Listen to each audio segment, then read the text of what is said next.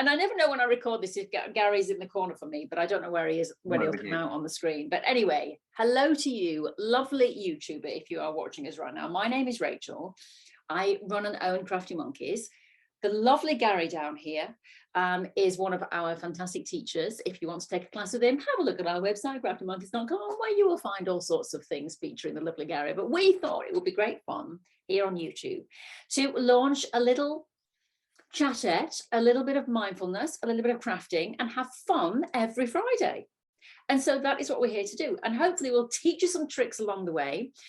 Just to let you know, I am not actually a sewer, even though I run a sewing company. What the heckity doodah is that about? Worked on television for years and did some crafty television, was around crafty folk for years, decided to try and then launch a company where I brought those crafty friends to you so that you could learn from them. But, you know, people like Gary have always said, when are you going to start sewing, Rachel? And I am busy running a company. It's not that I'm going, I don't want to do it. I am busy, but I've decided now is the time.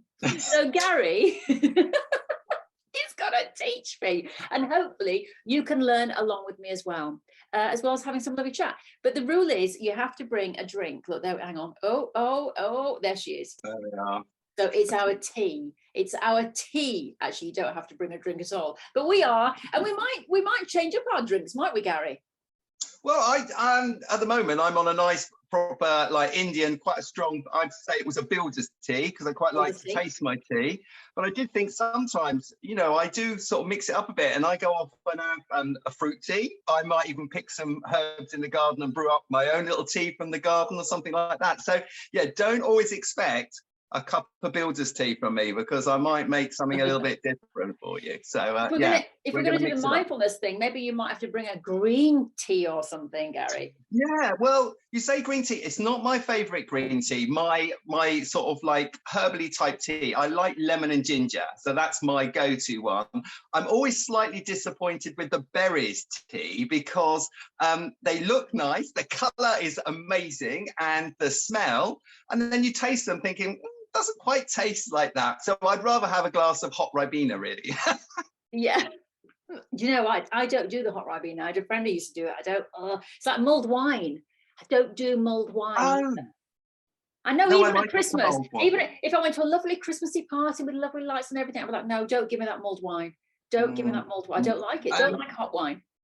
And a little fact for you there is, you know, alcohol is driven off. I think it's around about 40 degrees C. Yeah. So if you put alcohol with hot water, you heat it up, or even if you put it in a pan and heat it up, it's not really got any alcohol. Well, not much left in it at all. So I sort of get a bit like, it's not really got a lot of alcohol. Why would I bother drinking? Yeah, exactly. What is the point? Anyway, so look, so there we are. Well, I've got a little latte in there. It doesn't look like a latte anymore. It's not exactly a, well, I was going to say a brand, but I won't. Anyway, it's a homemade one. So here we are. So the first thing we're going to do is we're always going to start our little Fridays with, look at me already playing with the needles, Gary. Look, I'm already into it. We're going to start with a little phrase, sentence, something to just make us think, you know, a pause for thought. I used to love pause for thought with Gary, what's his name? Wogan, Terry Wogan. Terry Wogan is Pause for Thought on Radio 2 on a morning. If you're anywhere in the world, you're thinking, who's Terry Wogan? An amazing DJ, sadly died now, but he had this beautiful Irish voice, and he was very funny, very witty, but used to do these great pause for thoughts.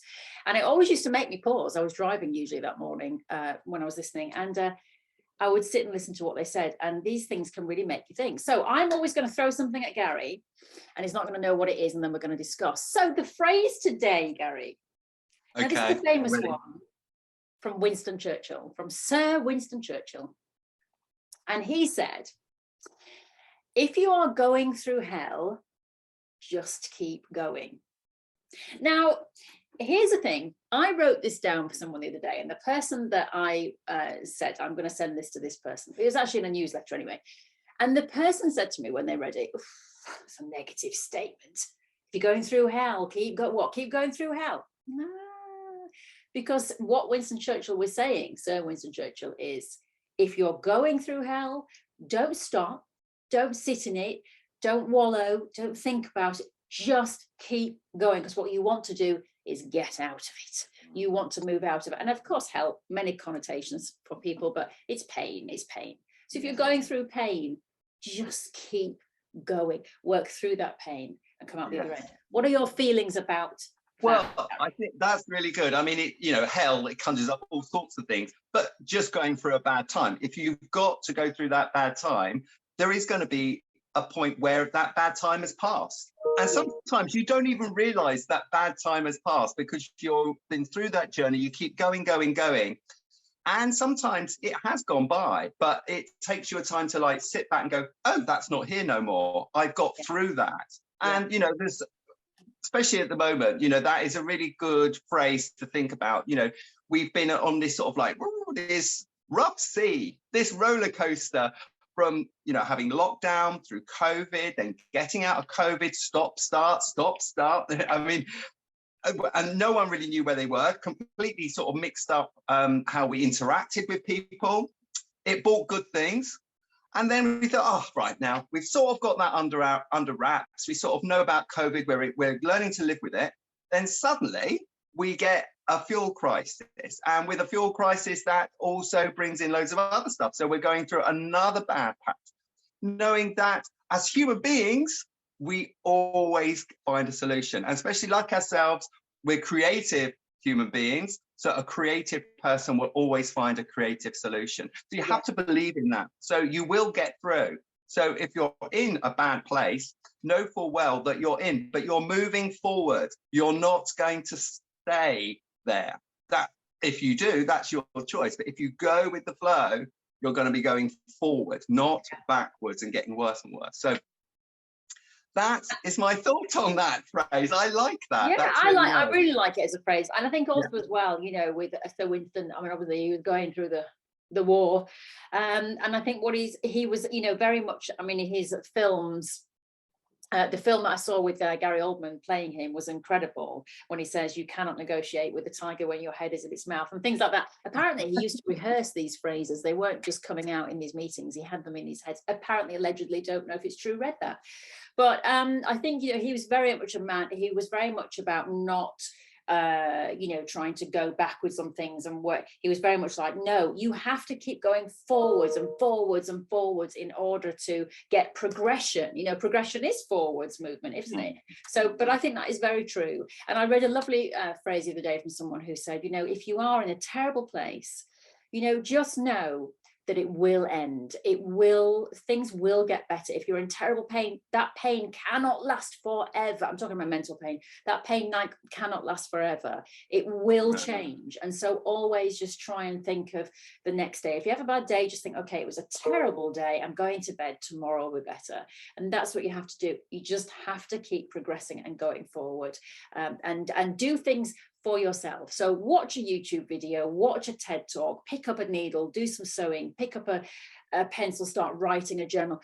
Just do something for yourself, but just keep going forwards. Try not to think about things where you are, the pain, the suffering. Just try and take yourself out of it and move forward. So yeah, but I think it's a great phrase. If you're going through hell, just keep going. I might have paraphrased, that might be different, but it was something like that. You made up your own. You've made a Rachel Pearman. The school of Rachel Pearman. Right, so Gary, that's our mindfulness thing. We'll do that every week. And by the way, people, we are hoping, this is going to be a recorded one because it's the first one, but we are hoping next Friday to go live.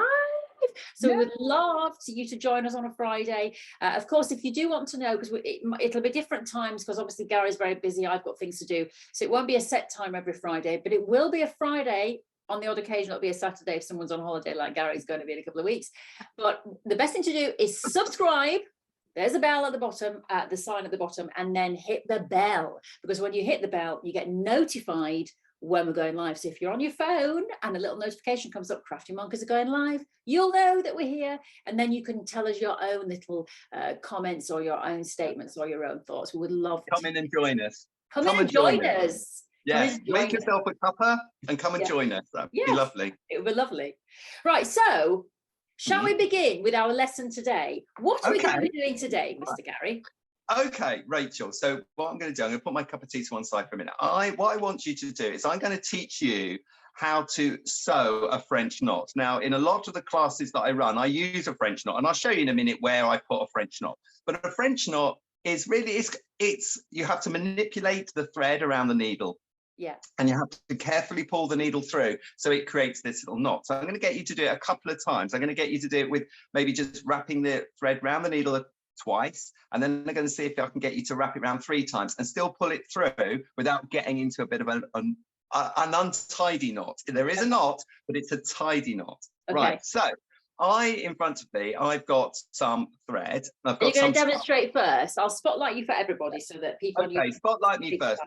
I'll do a demonstration. I'll talk you through it so you can see it, and then we'll do it together. So I've got some thread here. This is perlé thread, so it's a reasonably thickish thread. You could use cotton DCM thread. You could use wool, actually, as long as you could get it through the fabric and you had the right size needle. But nothing too fine. If you had a really fine, almost like machine thread, it's not going to really work. It's not going to show up. So you need a reasonably thickish thread that's going to, when it's sewn through, it's going to sit on the top of your fabric here. For this purpose, I've just got a bit of calico here. So we're just going to sew it through some calico. Now, my thread is already on the spool.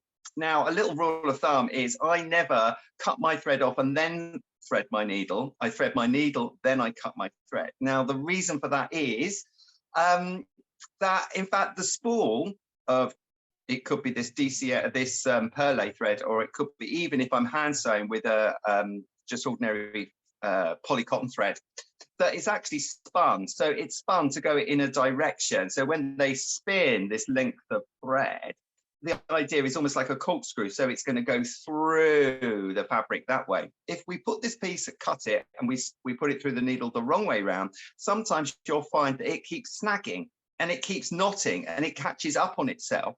And that's most likely that you've put the thread, unbelievably, the wrong way round. And so therefore you're working against that corkscrew. And so therefore it keeps catching, it keeps knotting on itself and things like that. So if you've never thought of that before, and you do find sometimes when you're sewing that it's getting knotted up, just maybe that actually the thread is actually put through the needle in the wrong direction. Okay. So that's about the thread, Rachel. So there's a little lesson. I'll be asking you questions in a minute. I know, I did not. I've never heard that one before, because I was just looking, because I've got, hang on a second.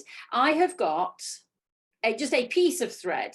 So I'm thinking, so you've got just the length of thread. So you won't know which is the right and wrong end of the thread. So I guess it'd be interesting to see, yes, that it's okay. I mean, if I look at this thread, it's sort of like spinning sort of from right to left, right to left, right to left, going round in that sort of spiral way. So if you've got really good eyesight, you can probably see that. Now, needles, this is my little needle case, and needles are really interesting. And there's different needles for all different events, so different types of sewing. I've got some really fine needles here. I've got like pages and pages of needles here. But for this project, we're going to use one which obviously we want a nice size eye, the eye of the needle, that we can actually get the thread through. There would be no point in getting the finest needle and the thickest thread and trying how hard you might to try and get that piece of thread through the eye of the needle. It won't happen. So it's about physics, and large won't go through small. So you've got to find the right size sort of needle. So I've got this one here. So this one is just a needle like that. Now I know, Rachel, that you have got a chenille needle. So I'm going to show you a chenille needle. Yeah.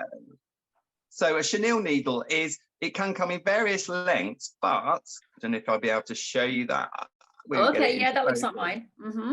Okay, it's actually got quite a long eye, quite a wide eye, so it's quite easy to go through, but it's not a blunt end, so it's not a wool or a darning needle, a tapestry needle. It's pointed at the end, so you can pierce the fabric. Yeah. So you can pierce through the fabric. In fact, I will use that one because we should be both using the same.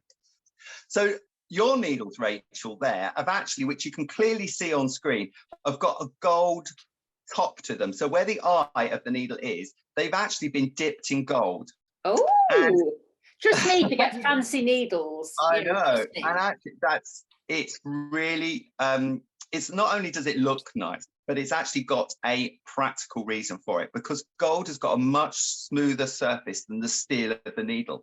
Okay. And it actually helps for threading. It helps for the threading to go through. So because it's much more smoother, it also gives you something to focus on, because to thread a needle is quite difficult, because it's almost like threading something through thin air and trying to make your way to get through that hole, to get the thread through.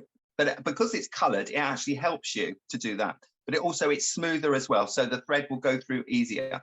It's also, because it's smoother, as you're pulling it through the fabric and coming through, that also sews easier because it's smoother and it will come through. So if you imagine you've got, it starts as a point at the end, so it's a sharp point, but then it slightly gets wider as you've got the eye of the needle to come through. So the gold helps that go through. Okay, and are they all the same? Does it matter which one I use? No. Is there any different size? Like the eye, does it look any different? I don't think so. No, they all look the same. They all look the same. The width, the thickness of them all are all the same. Yeah, I think they're all the same, you know. You may get, sometimes when you buy a pack of needles like that, you may get a variant. So it might be like a mixed variance of thicknesses of needles and the size of the eye. But I think yours, with your chenille needles, are all roughly the same. And they're quite nice when you're embroidering with thicker material. If you're doing fine embroidery, you could have a finer needle, but that will be fine. Okay. Yes. Right. So what we're going to do is we're going to thread our needle. So I'm going to thread mine from my spool. So if we want to highlight, we go back to highlight my hands. And so what we've got to do is we've got to put this thread through that needle. Now, the thread at the end has a tendency to go a bit furry and hairy. It's, the idea is that you cut it nicely with a nice sharp pair of scissors and you cut it so it's as sharp as it can be. Now, what I normally do is I wet it. So I just put it in my mouth and I just stamp my teeth up and down on the end of that thread. That slightly flattens the thread, and then that makes it easier to then push through the eye of the needle. So you should be able to push it through and get it started. Without it, really, you don't want it to sort of catch up and jam up. You want it to go through nice and smoothly, like so. Like not even managed that. So, okay, I'm through. Right, I'm through. You're through. Okay. And then, right, so my rule of thumb is you're going to have two strands coming away from this needle like so. Yeah. This is this shorter strand is not connected to the spool. This shorter strand is your spare, almost like your spare that keeps it through the eye of the needle. That, when you're holding it in your finger and thumb like I am, just goes past your wrist. So where my bead bracelet is, that little second piece is pulled down to there. Then the rest of the thread can go all the way up. You can see my arm just to about my elbow, just to my elbow there. Okay. And then I've held that with my finger and thumb. I'm going to cut the thread. Now there is no point in having reams and reams, lengths and lengths of thread, because you think, the longer I have that piece of thread, the less times I'll have to keep refilling my needle and threads, keep threading it. It won't help you, because by the time you've tried to pull all this through, that's time wasted. It will have more of a tendency to knot up and get caught up into other things. So just keep it to a reasonable length. As I say, that's my rule of thumb. I usually hold it in my finger and thumb. There's the strand that I just pulled through the eye of the needle goes just past my wrist, and the rest of the length goes just to my elbow. Okay, right, next we're going to put a knot or a couple of knots in the end of this thread, because we want a knot just to catch it from the other side. So I'm going to just roll it and put a little knot, one. That might be enough to hold it, but you can put two if you want to make sure that it's really going to stop coming through. So I've got a little knot in the end of there, like so. No point in trimming it at the moment, unless it's really, really long, and then you can trim it off. But that's a reasonable length, which is probably about 1/2 inch that you've got there. Okay, right. We are now, gosh, exhausted. We're ready to start. Am I tiring you out as a pupil? It's funny because these are things that I've just done automatically from a small child. But my grandmother taught me how to do this. I would sit there and say, well, what are we doing? And she would talk me through it exactly the same as this. So, if you have never sewn before, or you want to just sort of get out of bad habits, or you've cobbled it along, you thought how you think it should be done. This is what I find is best for me. Okay, right, so a French knot. We are going to, so if there's two sides to this fabric, which is not, this is calico, but if there was two sides of the fabric and you want your French knot to be on the right side of the fabric, you come up from behind and you come through the wrong side of the fabric with the needle like so. So that's going to come through. Thinking about where the needle comes through is roughly where you want your French knot to be. At the moment, it doesn't matter because this is just a practice, but it might be part of a design, or it might be part of an embroidery that you're doing. So you're going to bring the needle through and you're just going to pull it through gently. You're not going to pull it through too hard. You're not going to yank it. You're not going to try and pull the knot through to the other side. You're just keeping it like that. Now, the next thing, how far have you got, Rachel? Have you got that far? Have you done that? Am I doing it with you now then? No, you can watch if you watch and then we'll let me watch. Together. I'm watching. Okay. I'm watching. Okay, right. So now the French knot. So what I'm going to do, depending on where you're right and left. So I'm right-handed. So I'm be using my left hand as my spare hand and holding my needle and thread in my right hand. If you are left-handed, reverse this. So I'm going to put my hand under the spare thread like this. I'm going to hold the spare thread with my left hand here. And then in this hand, in my sewing hand, my right hand, I'm going to then wrap. First of all, I'm going to just wrap this thread round twice round the needle. That's all I'm doing for this one, because I'm going to make a small French knot. So that's wrap round twice. And then, without losing that little like wrap round the needle, I'm going to put the needle back down through, but I'm not going to put it through the hole that I came through, because if I did, I'd lose the whole knot. I'm going to just go fractionally to the side. So I'm fractionally putting my needle to the side of where I came out, and I'm going to just push my needle through. So I'm going to just push the needle through to the other side like that. And now I'm going to gently, just gently pull it through like that. And then sitting on top of the fabric is a tiny little knot that will stay there. You can then reverse over the back, and then I usually just tie off. Unless I'm doing a series of them, we can just tie off by just pushing the needle underneath, looping it underneath, and then just knotting it like so. Okay, I've got a question. Are these actually, I mean, is this a French thing? I don't know. I'd have to do the research why it's called a French knot. Yeah. And why it is called a French knot. And where that expression came from. It might be that they used it a lot in their costumes and their clothing, or a certain type of embroidery that they did, and that might be the reason. So and when would you use this French knot, Gary? I mean, is this just, would you sort of make little knots if you were doing like a pillow or something, or a cushion? Would you sort of make little nice knots to just sort of little mini pom-pom things? Yes. Well, what you would use it for is like, it would be embroidery. So in fact, I have got an example here at the side of my table. So it's a really good point. So here is a piece of embroidery. So it's a piece of embroidery. So this is one of my examples of this is grassy banks and summer meadows. Yeah. And so it's machine embroidery, but then to create all these little flowers, all these, like as you see on on the banks at the summertime, spring and summertime, these are all little French knots. Lovely. So they're lovely, almost like little beads. They look like beads. In fact, I've used it instead of beading before to create those, and you can cluster them together, you can spread them apart, and depending on how many times we wrap that thread around the needle, do they get smaller and bigger. So I'm going to get you to do that. I'm going to show you the 2 times, then we're going to move on and do it 3 times or 4 times, which hopefully you'll get a slightly bigger knot. So let's both of us do this together now. Are we ready? I'm spotlight my hands so people can actually see me doing it while you're doing it, so they know that this is not fake. It's not the fake of YouTube.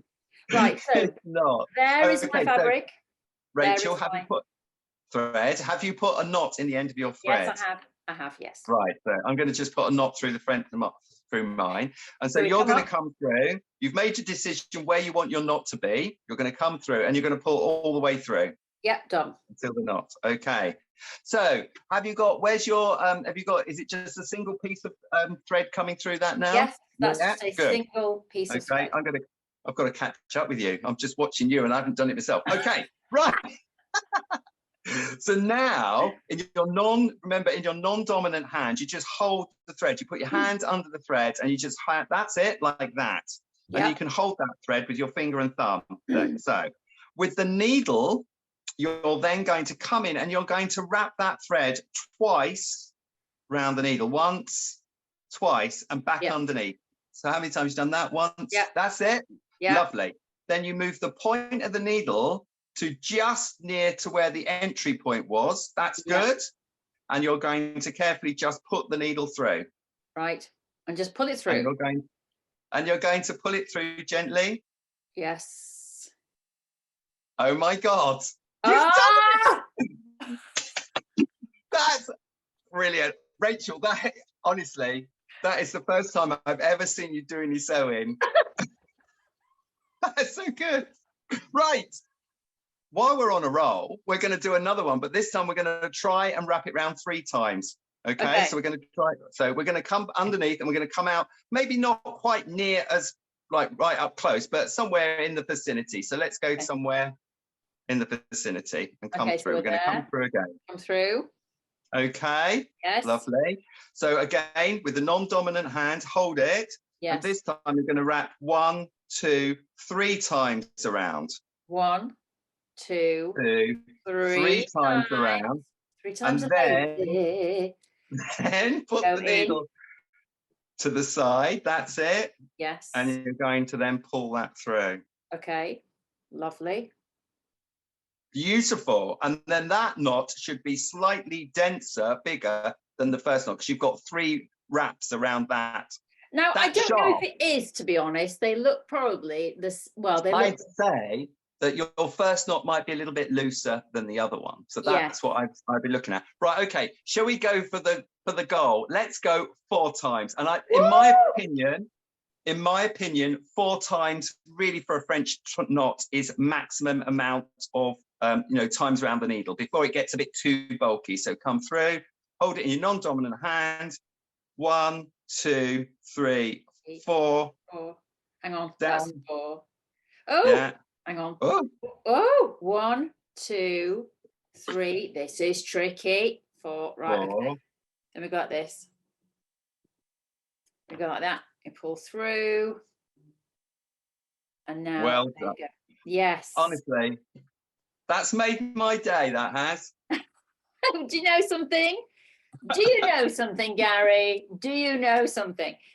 This is a very strange feeling for me because I have watched our students do this. And I just sit there and I press the buttons and I make sure that everybody's happy and I host the classes and I do all the windows and in people's internet drop out and blah, blah, blah. But to actually sit there and achieve that, because I've seen people have problem with French knots. Yes, they do. I haven't. Yeah. But what sort of problems do people encounter with the French knot? As you were finding, sometimes those, as you were wrapping it around the needle, they can slip off. So again, you've got to keep the tension of the thread around that needle. But you don't want to have the needle so far away from the fabric when you're doing that, so that when you try and then put the needle point back in, that you've got, it all gets into a bit of a jumble. So sometimes, and even for me, I might have an odd French knot that just doesn't pull through properly. Some of the reason why it doesn't pull through properly is maybe that thread is back to front and it's knotting up on itself. Right, okay. So that would be one of the problems. And again, you've got to make the decision when you've got the thickness of your thread. Can you go for just 2 wraps around the needle, or can you go up to max and go 4 wraps through the needle? Yes. Again, this would look lovely if you had made a little stem. You could stitch just with running stitch a little stem and then put little colors. We're just working black on some calico, but you could put some lovely little bright colors and it just look like little flowers of springtime and summertime on a little stem. Could look really, really pretty. And then that could be a decorative feature, could be on a garment. It could be on a hanky. It could be on maybe some soft furnishings in the house, anything like that, especially if you repeated it. If you've done one, then there's no reason to not repeat that across as a little border or something like that. So a French knot is, I'd say, is probably with dexterity for your fingers and your hands and getting the tension right and everything like that, it's quite a hard task to get it right. So for practice, I think you've done pretty well. And look, yeah, and if I was to do a little smile there, he'd definitely be going, yay! Definitely a smiley face. Lovely. Oh, that is lovely, Gary. I mean, I have to say, there is, there is a sense of achievement there. So I hope if anybody has been watching this YouTube, if you've been sewing along with us, whoever you are, lovely YouTuber, that you've got that sense of achievement, or you're going to go away and try this and then feel that within yourself. And it just goes to show, I mean, I really do want to, we do want to show, don't we, Gary, over the next, however, 30 years that we're doing this, that anybody can start being creative. And I have to say with this, this doesn't necessarily mean that I might start, becoming an embroidery person. But if just in times of stress, if I was feeling really stressed, and like we're saying about the new moon energy the other day, weren't we? The new moon in Cancer, and how you feel this energy is like, sucking the life out of you. But if I was to just now sit and do some French knots, it is incredible what it does to the brain and how it calms you down. And actually, when you give your brain a task, I learned this in hypnotherapy years ago, if you're having a panic attack, if you did sit down and try to do a French knot, if you could make yourself do it, the brain would have to start thinking about what you're doing in your hand, and your panic attack should be relieved. Absolutely. That's what the experts say, because the brain can't sort of do two major things at once. So if you can take your mind off things with a bit of sewing, how lovely is that? But I think that's fabulous. I'm really proud of myself. I've done a French knot. So as we were saying, what you could do there, Rachel, is actually you could draw yourself a very simple picture. It could be like just a simple teddy bear or something like that, the face, the body, the arms, or something like that. And then just with a couple of colours of thread, then just fill that space up with French knots, remembering that you're going to put his nose and his eyes, his mouth, and then the rest is just made up of French knots, will be all the fur of his body. So you could do that. You could do, or a flower, whatever you want to. And it's, again, could become, I think sewing is a mindful practice anyway. And if you need a little project just to have in your bag, be on the bus, be on the train, be in your lunchtime at work, or even like we are having our little cup of tea break, then something to do. And also to, if you're feeling a little bit stressed, I think it's fantastic for that, to do that. It is, and you don't have to be a sewer. I'm really hopeful, because we'll put mindfulness in the descriptions here. I'm hopeful, Gary, that we'll get some people who have never thought about sewing. Yes, obviously Crafty Monkeys, we have some of the most amazing quilters in the world, and teachers, and people are doing incredible things with that improv quilting or whatever. But this channel is for everybody, and our Crafty Monkeys is for everybody as well. We do have sort of basic classes there as well, but this is not even about becoming a quilter or a sewer. It's just about doing a mindful practice and learning something and achieving something in yourself, which I have done today with my teacher. Yay! Thank you, Gary. So what will we do next week? And of course, for our YouTubers, you'll be able to look at the dates. But if people are catching us, in 6 months, and they think, oh, well, what did they do? You can just look back at all the titles, but we are going to do it in sequence. So what will we do next week, Gary? Okay, so next week, what I'm going to do for you is I'm going to send you a little envelope of some swatches of fabric. Ooh. Yes. And please don't say you're going to make a skirt, because I think we've leapt forward a bit there. No. French knot into dressmaking. What I'm going to, because I've noticed in different conversations, you've said, oh, bit of linen. And I said, is it linen, Rachel? And like, well, and so I am going to get you to identify some fabrics and to identify fibers. So, there's a lot of fabrics out there, and there are so many, but I'm going to send you a little envelope, and I'm going to have identical here in my studio, so that we can then talk about, what is a little bit of wool? Because when someone says, oh, I'm making out a wool, well, you've got from wool blanket to a really nice lightweight suiting wool. So there's a lot of different types of wool. How can you identify wool from something that's maybe synthetic? And again, when someone says, oh, I'm making that in silk, okay, there's loads of different types of silk. And so how do you identify them? Or how would you know if that is genuinely silk and not a polyester? So we'll need to discuss that next week. The other thing I'm going to do, yes. So you're on a massive learning curve, Rachel. You really, What, and do you know what? I do have my sewing machine. So, at some point we're going to have to bring a machine into it, although I have to learn how to thread it. But yeah, well, we'll do that. And definitely some simple maintenance, because there's a lot of people out there that have got sewing machines, but I bet they've never had the top little plate out and even got the little brush in there and got all the lint out. So, and it can save you a fortune. We're in times at the moment where we need to save money. So if you can maintain your own sewing machine just by cleaning out the lint from inside of it, that is going to save you a lot.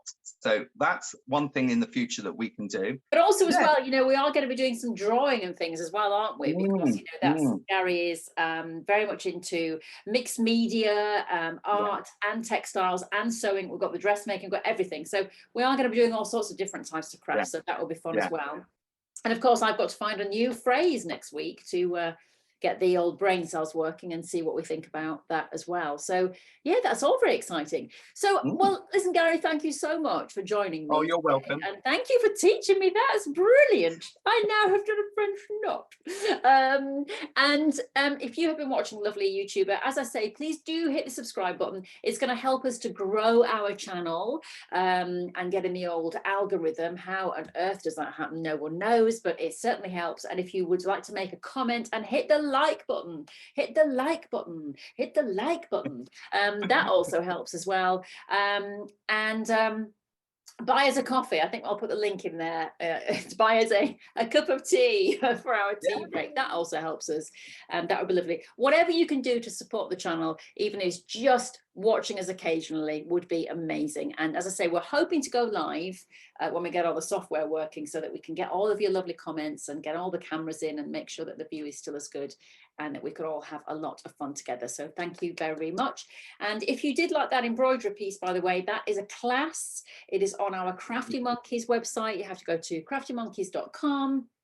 and you'll be able to take that class with Gary. It's a recorded class. So you just go to our shop and our on-demand recordings, and there are loads of classes there, especially from Gary, that you can buy. And there's also in the patterns section, some patterns from Gary with 20-minute videos as well. And they're only about £5. So you could be watching a video right now and sewing along with Gary. So lots and lots of things to do through Crafty Monkeys and through Gary. Lovely. Well, look, Gary, have the rest of a very nice day. I look forward to my lesson next week. And I might even sit and do some more French knots right now. Practice makes perfect, Rachel. Remember that? Yeah.